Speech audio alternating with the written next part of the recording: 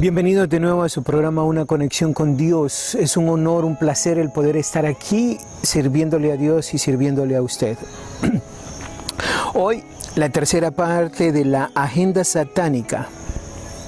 ¿Cuál es la agenda que el enemigo tiene para nosotros? ¿Y cuál es la agenda que Dios tiene? Hoy estaremos tratando lo que es nuestras creencias. A veces lo que estamos acostumbrados a hacer no significa que es lo correcto o que es lo bueno o que es lo que Dios quiere. Por ejemplo, la tierra es plana. Usted llegó a algún momento a estudiar eso donde durante muchos años se creyó que la tierra era plana. Otra idea errónea. La Biblia debe permanecer en griego, hebreo o latín. No necesita en otro idioma. Creo que es obvio que estamos de acuerdo que esa no era una buena idea.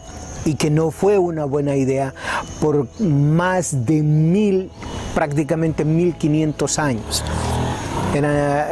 Hasta en 1529 realmente, o 1520 y tantos, es cuando realmente es traducida la Biblia, 1518, 19, por ahí. Otra idea errónea que se hizo muy popular a principios del siglo pasado fue que el cigarrillo hacía que las personas se miraran bien, que era cool, que era aquello donde valía la pena o era novedad, era esa situación donde usted se miraba a la moda. Años después se descubre que se morían las personas del cáncer, de diferentes tipos de cáncer. Ahora, me di a la tarea a buscar qué significa tradición. Esta fue una de las cosas que encontré. Inciso A, dice: manera habitual de obrar una persona, animal o colectividad establecida por un largo uso o adquirida por la repetición de actos de la misma especie. B, un patrón de pensamiento, acción o comportamiento heredado, establecido como una práctica religiosa o costumbre social. Inciso C, el paso de elementos de una cultura de generación en generación, especialmente por comunicación oral. Ahora, la tesis es esto: las tradiciones no es que siempre son malas. Hay tradiciones que son buenas.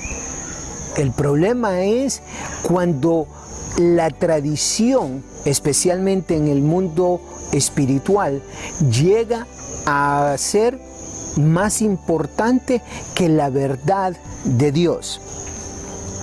Las tradiciones son la vía por la cual transmitimos los valores y principios que más importan. Desafortunadamente, con el tiempo, los medios o las tradiciones, aquellas cosas que nos acostumbramos a hacer, o las prácticas para recordar esos valores, verdaderamente pueden tener prioridad sobre las verdades mismas. Muchas de las veces las prácticas se pueden llegar a convertir en donde podría ser una adoración satánica. Ejemplo, algo que es una tradición a través de Latinoamérica y a través de otros países, es el celebrar o el hacer la tradicional feria de X local o de X ciudad. ¿Qué es lo que sucede con esa feria? Que si nos vamos hacia de dónde viene, e incluso ni nos tenemos que ir hasta de dónde viene la tradición, sino que simple y sencillamente si miramos los actos que actualmente hacemos en una feria, por ejemplo, la mojiganga, ¿qué es lo que estamos diciendo? Que incluso cómo se disfrazan las personas. Estamos haciendo alabanza, literalmente, satánicas. No es, incluso se disfrazan de tal manera. ¿Qué es lo que sucede? Ese es un ejemplo de una tradición que, lejos de acercarnos a Dios, nos aleja de la verdad. Ahora, ¿qué hace la verdad y qué hace la tradición? En algunos casos, la verdad en algunos casos libera. La tradición perpetúa, como el ejemplo que le acabo de dar de las ferias. La verdad da vida. En algunos casos anula la palabra de Dios. Ejemplo, cuando nosotros ponemos a un intermediario entre Dios y nosotros, no existe otro intermediario. Hay una tradición o se viene de una tradición que supuestamente hay otros intermediarios. Es más, ¿por qué se celebran las ferias que le acabo de mencionar?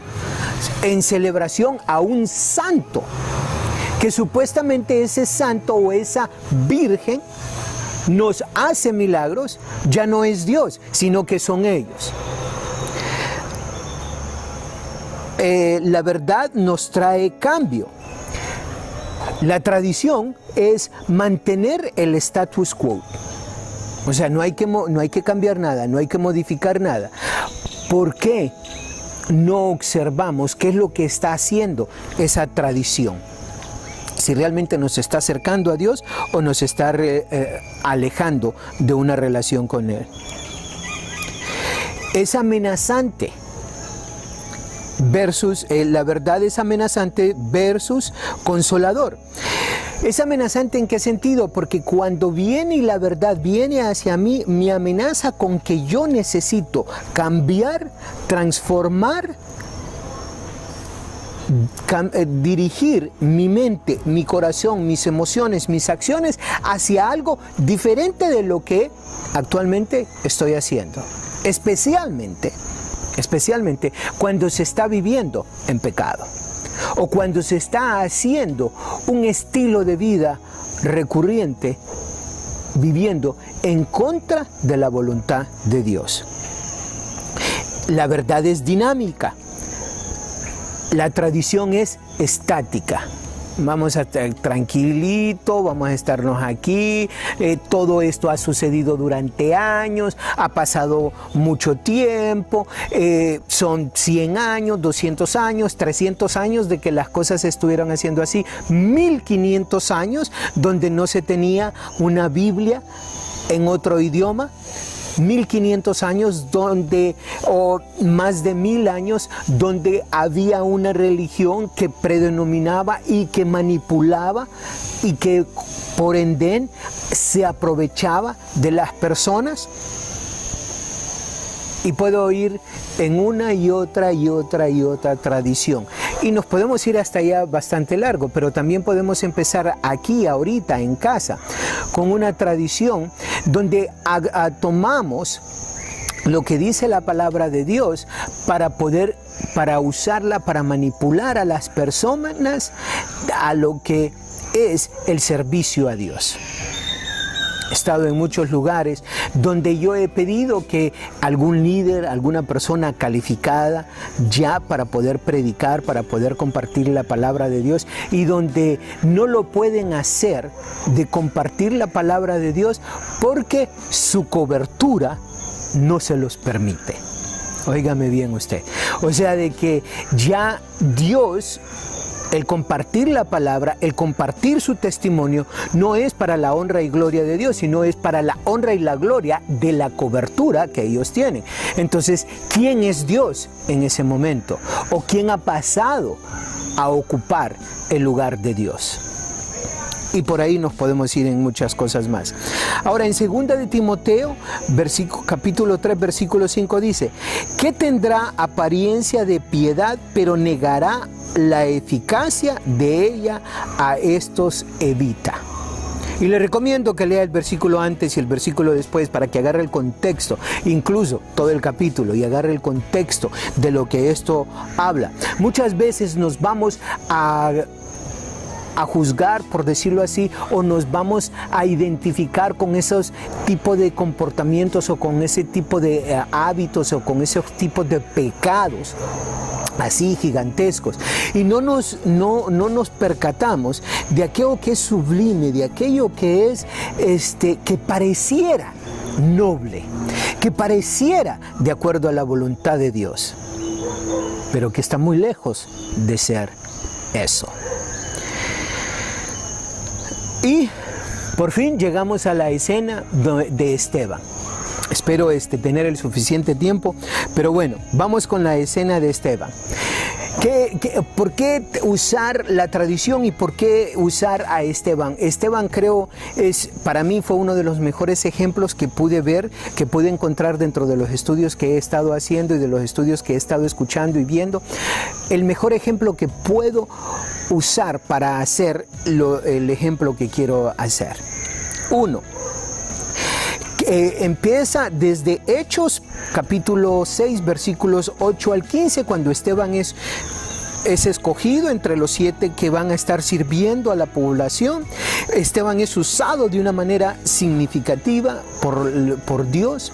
Es un hombre que Dios le ha iluminado, le ha dado conocimiento intelectual, y que los fariseos, los escribas, no lo pueden, por decirlo así, agarrarlo de una manera donde no sepa qué decir o qué contestar. Y como consecuencia, ¿qué es lo que sucede? Que lo acusan de lo siguiente. Las acusaciones: 1, blasfemia contra Dios y Moisés. 2, hablando en contra del lugar santo o el templo. Y número 3, hablando en contra de la ley de Moisés. Ahora, ¿qué es lo que sucede?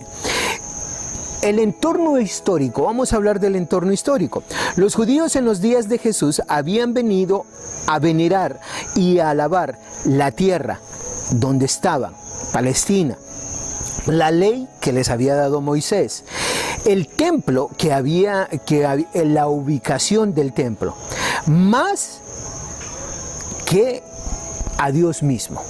En otras palabras, habían quitado a Dios de la fotografía. Como nos dice el señor W.A. Tozer en su libro El Dios Santo, la religión en muchos casos Dios pasa a ser el problema más grande para la religión. ¿Por qué? Porque se llenan de tantas reglas, se hacen tantas reglas hechas por hombres que sacan a Dios de la ecuación. Eso es lo que les ha sucedido a los escribas, a los fariseos en ese momento, en cuando Esteban lo están llevando delante de esta gente para hacerle el juicio. Ahora, a la defensa de Esteban, él desafía estas 3 cosas: con la verdad y con Jesucristo. Él desafía la tradición, el status quo, con respecto a la tierra, la ley y el templo, con la verdad, que exige fe, cambio radical y seguir al prometido libertador de Dios, quien es el Mesías, Jesucristo. Esto es lo que Esteban hace cuando es llevado. Ahora, ¿por qué es llevado Esteban? Para entender el contexto, bien simple, porque estaba adquiriendo un reconocimiento, tanto él como Jesucristo, quienes les quitaba, quienes les movía el status quo, el reconocimiento, los beneficios que ellos tenían, a las personas empezar a crear esa relación con Dios, al aceptar a Jesucristo como su Salvador y empezar a entender que el templo no tenía nada que ver. Pero bueno, ahorita vamos a hablar de eso. La defensa de Esteban gira sobre 3 verdades importantes. 1.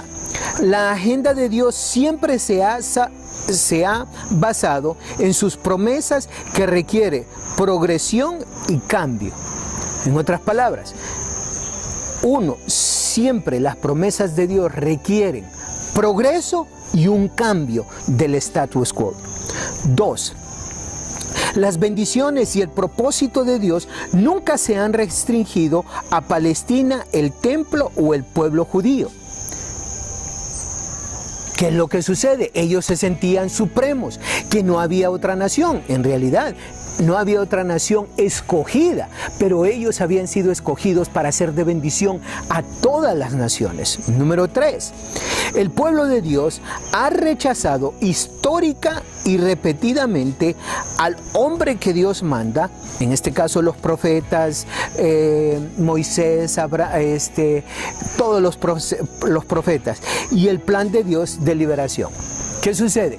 Tenemos el ejemplo de José, que lo vamos a ver, el ejemplo de Moisés, que lo vamos a ver, y vamos a ver el ejemplo extraordinario que es el de Jesucristo. Ahora, el mensaje de Esteban, la verdad versus la tradición.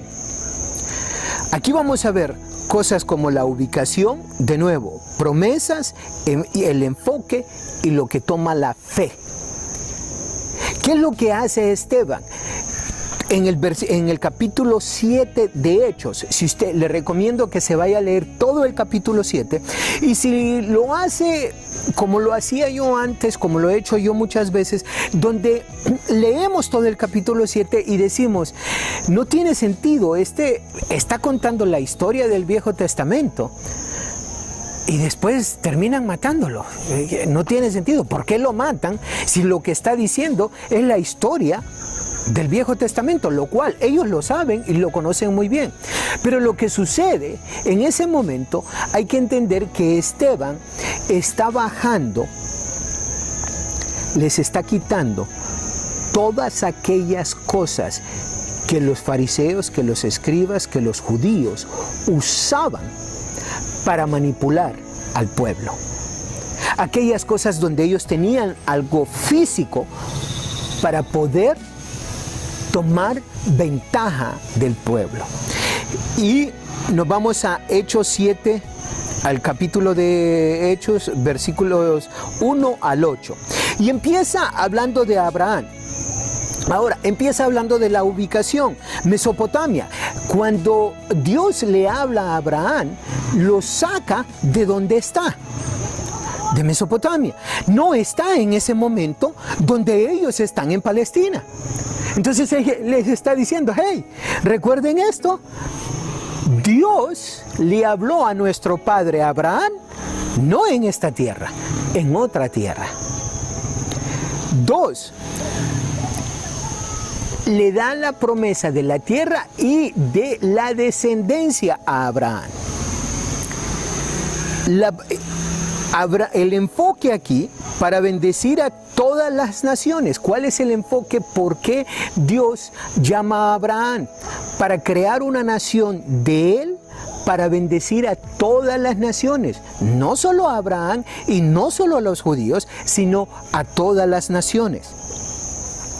¿Qué es tener fe en ese momento? En ese momento lo que le toma a Abraham es irse, entender, creerle a Dios y salirse de donde está. A eso, si usted lo lee del versículo 1 al versículo 8, es lo que va a leer. Ahora, si nos vamos a Hechos, capítulo 7, versículos 9 al 16, empieza a hablar sobre José. Ahora nos vamos a Hechos capítulo 7, siempre en el capítulo 7 del versículo 9 al versículo 16. Y ahí lo que hace Esteban es hablar sobre José. ¿Qué es lo que sucede? Cuando él está hablando de José, les dice, ya la ubicación, de nuevo, no es Palestina, no es Mesopotamia, ahora es Egipto. Es de Egipto donde va a sacar al pueblo o donde Israel, o en este caso José se va, pero ¿qué es lo que sucede en ese momento? Hay una promesa, un sueño y una posición donde le está diciendo Dios a José que él va a hacer, va a tener una posición escogida dentro del reino de Egipto. Ahora, ¿qué es lo que sucede? Los hermanos no lo quieren, lo venden, lo venden como esclavo. Sucede toda una situación. ¿Qué es lo que está sucediendo ahí? Empieza la primera persona o una de las primeras personas que Dios escoge, que es desechada, o que sus mismos hermanos no lo quieren, no lo aceptan. Ahora, el rechazo de José y la liberación por parte de Dios usando a José, de nuevo, y en este caso usando el pueblo de Egipto. ¿Qué significa el tener fe en ese momento? Es perdurable, es donde José se mantiene con esa fe hacia Dios, donde Dios le trae ese cambio que él tiene. Con José ya sabemos la historia, se va todos sus hermanos, José le revela el sueño al faraón, como consecuencia él se vuelve el segundo en el poder y los hermanos por fin vienen y lo reconocen como que es la persona que Dios realmente había escogido para salvarlos. Ahora, si nos vamos a Hechos, capítulo 7, versículos 17 al 43. En este caso empezamos a hablar de Moisés. ¿Y qué es lo que sucede? La ubicación ahora es Median. Ya no es Mesopotamia, ya no es Egipto, ya lo sacó. Ya José viene a sacar al pueblo de Israel, al pueblo judío de Egipto. Pero ¿qué sucede con esto? ¿Qué sucede antes de que Moisés saque al pueblo de Egipto? Él viene y viene un faraón donde no sabía qué era lo que había hecho José, hace esclavos al pueblo de Israel, quiere matar a todos los niños. Josué, ya sabemos la historia, vive gracias a que la madre lo mantiene por 3 meses, lo pone en el río Nilo, se lo recoge la hija del faraón, lo educan en el templo con el faraón, con los hijos de faraón. Se hace un conocedor de todo lo que es el gobierno de Egipto. A los 40 años él trata de defender a su pueblo, a Israel, de uno de los egipcios. Viene, lo mata. A otro día después viene y se están peleando 2 israelitas, uno de los cuales era el que había defendido al día anterior, y viene. Y cuando Moisés les dice, hey, ¿por qué se están peleando? Ustedes son hermanos, no se peleen. Entonces viene el que estaba agrediendo y le dice, ¿y qué? ¿Me vas a matar como mataste al Egipto ayer? Y ya sabemos la historia. Moisés sale corriendo.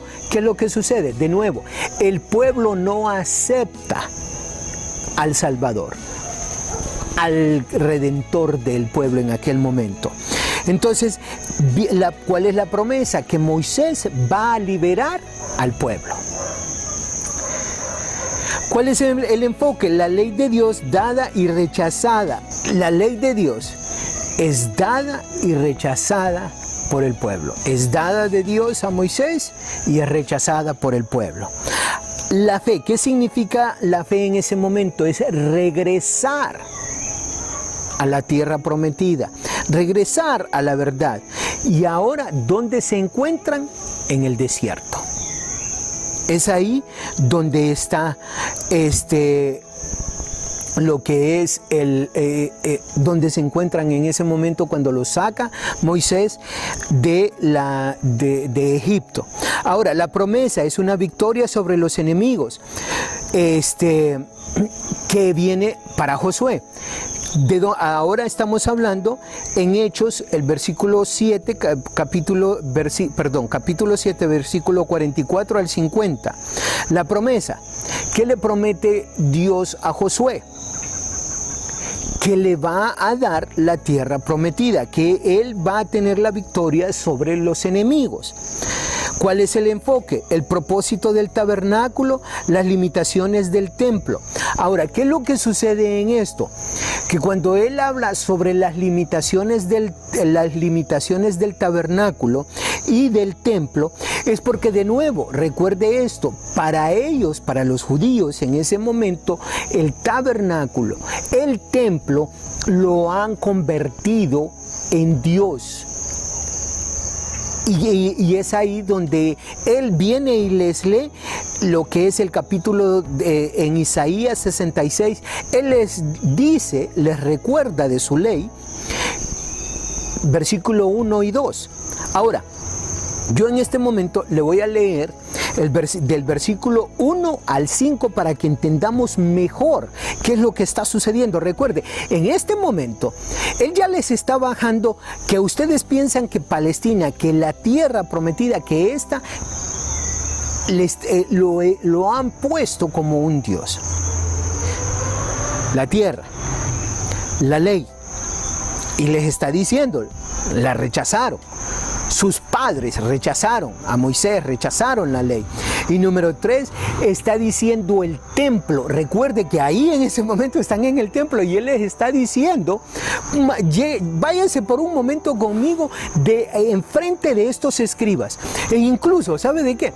No nos vayamos enfrente de los escribas. Vayámonos únicamente al templo donde usted va a alabar. Si alguien viene y le dice que el templo donde usted va a alabar en este momento no es el lugar importante, quizás intelectualmente usted me diga, sí, Dios vive en mi corazón, pero ¿realmente usted se comporta de esa manera?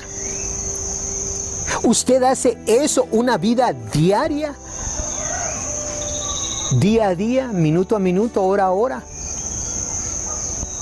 en su vida. ¿O usted ha creado en su mente que es el templo, el lugar donde usted va a ir a estudiar, el único lugar donde usted va a ir a estudiar la palabra de Dios? ¿Ese es el único lugar donde usted estudia la palabra de Dios? ¿Ese es el único lugar donde usted se pone a escudriñar la palabra de Dios? Esto los escribas habían hecho del templo. Me acuerdo algo demasiado importante. Me acuerdo cuando estaba el primer viaje, el primero o el segundo viaje que hice a Ceiba el año pasado, cuando venía para acá, que ya sabía que me iba a venir a vivir aquí, y me subí en un taxi y le pedí que me llevara al centro. Íbamos a hacer unos mandados y me acuerdo que el taxista me decía, los pastores ahora solo son cemento y varilla. Se me quedó tan clavado eso. Solo son cemento y varilla. ¿Qué significa? Solo son templos. Solo son lugares que construir. Quizás ahorita no tenemos un templo, sino que tenemos varios templos. Y usted sabe a lo que me refiero. El templo realmente donde lo deberíamos de tener es aquí. El lugar donde vamos a celebrar la relación que tenemos con Dios es eso, es un lugar donde vamos a celebrar la relación que tenemos con Dios, no es el templo. Pero mire, esto es lo que está sucediendo. Trate de irse emocional, mentalmente, hacia dónde está llevando Esteban a estos hombres, a los escribas, a los fariseos. Porque en este momento es cuando ya empieza realmente a ponerse caliente, más caliente la situación. Y les dice, él les lee el versículo 1 y 2 que dice, en Isaías 66, Jehová dijo, así el cielo es mi trono y la tierra estrado de mis pies. ¿Dónde está la casa que me habréis de edificar y dónde el lugar de mi reposo? Mi mano hizo todas estas cosas y así todas estas cosas fueron, dice Jehová. Pero mírame a aquel que es pobre y humilde de espíritu, que tiembla a mi palabra. Ahora mire lo que dice en el versículo 3 al 5. El que sacrifica buey es como si matase a un hombre. Esto es como quien dice, el que viene y dice, tiene que pactar hoy con Dios para que le haga un milagro. ¿Significa que Dios no le puede hacer un milagro? Claro que sí. ¿Significa que usted no puede pactar? Tampoco, claro que puede pactar. Pero cuando usted usa eso como una manipulación para abusar, para manipular al pueblo, entonces se vuelve un problema. Y esto es lo que les está diciendo Dios. Es aquí donde la sangre se empieza a hervir. Y le dice, el que sacrifica buey, porque esto ellos ya lo conocen. ¿Okay? Él está hablando con los eruditos de ese momento. Él dijo el versículo 1 y 2, pero ellos saben el 3, 4 y 5. Y mire lo que dice. El que sacrifica buey es como si matase a un hombre. El que sacrifica oveja como si degollase un perro. El que hace ofrenda como si ofreciese sangre de cerdo. El que me quema incienso como si bendijese a un ídolo. ¿Y por qué escogieron sus propios caminos y su alma amó sus abominaciones? Versículo 4. También yo escogeré para ellos escarnios y traeré sobre ellos lo que te temieron, porque llamé y nadie respondió, hablé y no oyeron, sino que hicieron lo malo delante de mis ojos y escogieron lo que me desagrada. Versículo 5. Oíd palabra de Jehová, vosotros los que tembláis a su palabra, vuestros hermanos que os aborrecen y os echan fuera por causa de mi nombre, dijeron, Jehová sea glorificado, pero él se mostrará para alegría vuestra y ellos serán confundidos. Mi pregunta es, hermano, hermana, ¿está siendo usted confundido con tradiciones? Esas tradiciones que usted tanto se está amarrando, ¿lo están acercando a Dios? ¿Son tradiciones que le hacen ese reto a ese cambio? ¿O son tradiciones donde usted va y se esconde detrás de cuatro paredes? A simple y sencillamente, y no me esté malinterpretando esto, no que sea malo, no que sea indiferente, pero aparte de orar, ¿qué está haciendo usted? ¿Está realmente enfocado en lo que es el beneficio para el pueblo de Dios? ¿Para esas almas que tanto lo necesitan? Antes de pasar a la última parte o la penúltima parte, quiero decirle, la fe en este caso significa luchar contra la tradición. Ahora nos vamos a Hechos 7, versículos 51 al 59.